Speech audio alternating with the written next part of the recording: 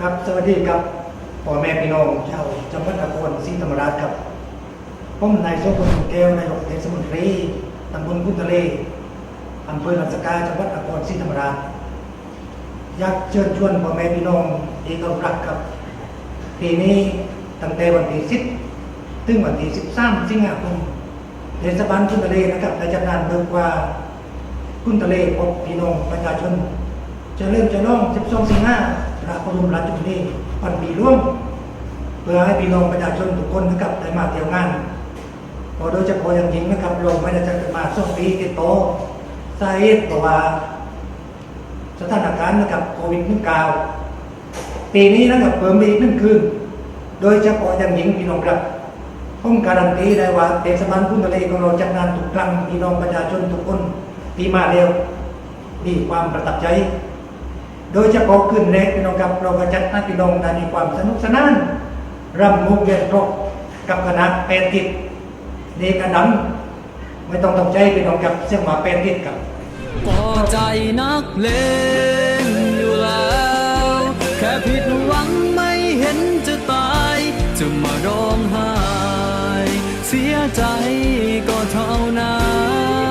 นพอคืนที่2พี่น้องครับมารวมกันเปิดงานโดยเฉพาะอย่างยิ่งนายกได้รับศิลปินนะครับวัฒนธรรมโดยเฉพาะอย่างยิ่งนั่งหน่องเดียว70,000 บาทกับพี่น้องครับนี่ก็คือต้องการที่จะให้พี่น้องประชาชนได้ชมศิลปินในการคืนของวันนี้นะครับ11และเราจะรวมกันเปิดงานจะเริ่มจะล่องเบิกว่าเทศบาลกุนทะเลพบกับพี่น้องประชาชนในการคืนวันที่11พี่น้องมาเลยกับสวยๆคนนำงานมาเที่ยวในงานกันมากมายส่งไอ้ไรมาจานธนาคารส่งมาทวงหนี้กสิกรและทีเอ็มบีกรุงไทยกรุงศรีเป็นหนี้มากมายส่งไอ้ไรนังซี่น้ำตาลและการทัดมาในคืนวันที่12สิงหาคมมหาราชินีพระบรมราชชนนีพันปีหลวงนะครับเราจะมีการจุดเทียนชัยถวายพระพรและจะมีการมอบเกียรติบัตร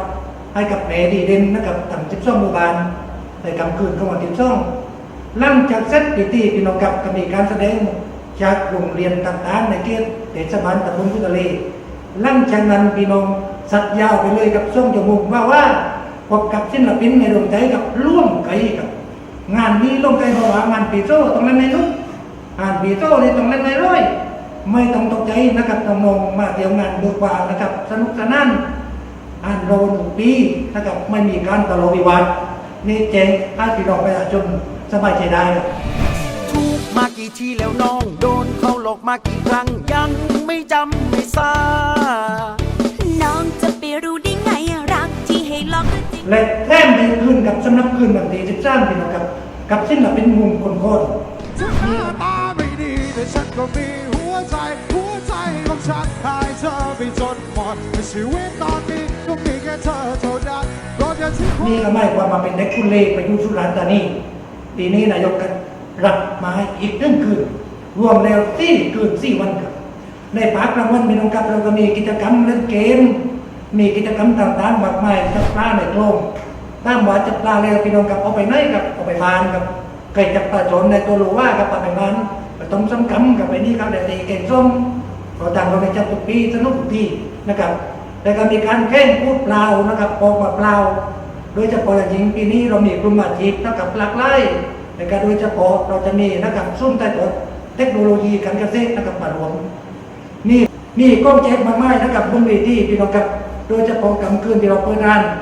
ฉะนั้นนะครับในค่ำคืนที่มี4 คืน 4 วันผมเรียนเชิญพ่อแม่พี่น้องประชาชนทุกคนมารวมก็ขอบคุณก็แสดงความนะครับรวมหน้าว่าพี่น้องประชาชนทุกคนจะมารวมงานเทศบาลกุนทะเลพบกับพี่น้องประชาชนของเทศบาลกุนทะเลนะครับภายใต้การบริหารของนายกเทศมนตรีโชคบุญแก้วไก่โซ่กับทีมงานสวัสดีครับ